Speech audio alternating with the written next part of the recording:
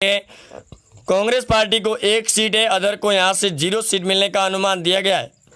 आगे अगर बात की जाए गुजरात की 182 सीटों में भरूच पर जहां 5 सीटें, आम आदमी पार्टी को 3 सीटें दी जा रही है, कांग्रेस को 2, बीजेपी को 0 है, अदर को भी 0 सीट है। सुरेंद्रनगर की बात की जाए तो सीटें 5 है, आम आदमी पार्टी को 2 सीटें, बीजेपी को 2, कांग्रेस को यहां से 1 सीट मिलने का अनुमान दिया गया है। आगे अगर वलसाड़ की बात की जाए तो 5 सीटें हैं, जिसमें आम आदमी पार्टी 2, बीजेपी को 3 सीटें यहां से मिलती हुई दिखाई दे रही है, यानी कि वलसाड़ से बढ़ा रही है बढ़त। सूरत में कुल 16 सीटों में आम आदमी पार्टी 15 सीटों पर जीत दर्ज करी है, 1 सीट कांग्रेस को। भाजपा का यहां से पूरी तरीके से सुपड़ा साफ होता हुआ दिखाई दे रहा है। अमित शाह और बीजेपी की यहां पर पूरी तरीके से चलती हुई नजर नहीं आ रही है। वडोदरा की अगर बात की जाए तो कुल 10 सीटें, जिसमें आम आदमी पार्टी 3, बीजेपी 5, कांग्रेस को 1, अदर के खाते में भी 1 सीट जाने का अनुमान दिया गया है आज के सर्वे के मुताबिक। जूनागढ़ की कुल 5 सीटें, जिसमें आम आदमी पार्टी 4, बीजेपी 1, कांग्रेस को 0, अदर के खाते में भी यहां से 0 सीट मिलने का अनुमान दिया गया है। अमरेली की बात की जाए तो कुल 5 सीटें, जिसमें आम आदमी पार्टी 4, बीजेपी को 1, कांग्रेस को यहां से 0 सीट मिलने का अनुमान दिया गया है, अदर के खाते में 0 सीट मिल रही है। कच्छ जिले की बात की जाए जहां सबसे ज़्यादा बीजेपी का गढ़ है, 6 सीटें, जिसमें 3 बीजेपी 1 आम आदमी पार्टी को है, कांग्रेस को यहां से 2 सीटें मिलने का अनुमान। दाहोद की बात की जाए 6 सीटों पर, जिसमें आम आदमी पार्टी 2, बीजेपी को यहां से 0 सीटें, कांग्रेस पार्टी यहां से 4 सीटें जीत रही है, यानी कि इस बार कांग्रेस को यहां से काफ़ी ज़्यादा सीटें मिलती हुई दिखाई दे रही है। खेड़ा की बात की जाए तो कुल 6 सीटें, जिसमें आम आदमी पार्टी 2, बीजेपी 3, कांग्रेस को 1 सीटें, अदर पार्टी को 0 सीट मिलने का अनुमान दिया गया है।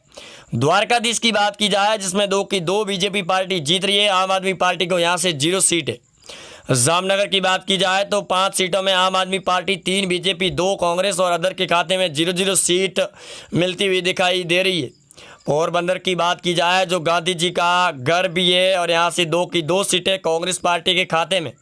पाटन की बात की जाए तो कुल 4 सीटों में 2 आम आदमी पार्टी, 2 कांग्रेस, बीजेपी को यहाँ से झटका लगता हुआ दिखाई दे रहा है।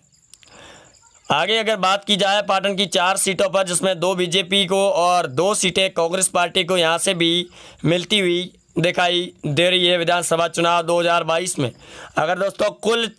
182 सीटों की बात की जाए तो आम आदमी पार्टी को 100 सीटें, बीजेपी को 70 से 80 सीटें, कांग्रेस पार्टी को 8 से 15 सीटें और अदर के खाते में 4 सीटें जाने का अनुमान दिया गया है। आज के महासर्वे ओपिनियन पोल के मुताबिक गुजरात की 182 सीटों पर किसकी बन रही है सरकार, जहां आम आदमी पार्टी काफ़ी ज़्यादा इस बार उलटफेर करती हुई दिखाई दे रही है। वहीं अब भाजपा के अंदर काफ़ी ज़्यादा दूरियां नज़र आ रही है, जिसको लेकर हो सकता है कई बड़े ऐलान और महत्वपूर्ण सरकार के द्वारा पीएम मोदी की राजनीति और चक्रव्यूह अगर काम करता है तो। नहीं तो आम आदमी पार्टी को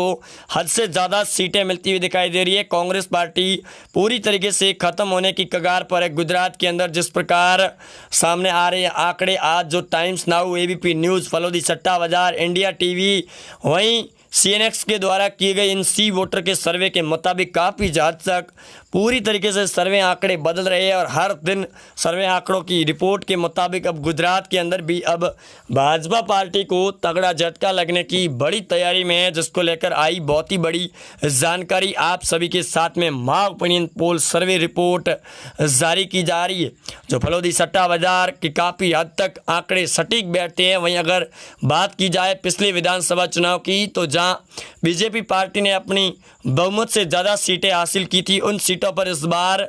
आम आदमी पार्टी पूरी तरीके से कब्जा जमाती हुई नज़र आ रही है। वहीं गुजरात के अंदर एक और बड़ी चर्चा ये भी है कि भाजपा के सीएम चेहरे को लेकर भी काफ़ी ज़्यादा हद तक अंदरूनी देखने को मिल रही है बगावत के तौर पर, जिसको लेकर भाजपा को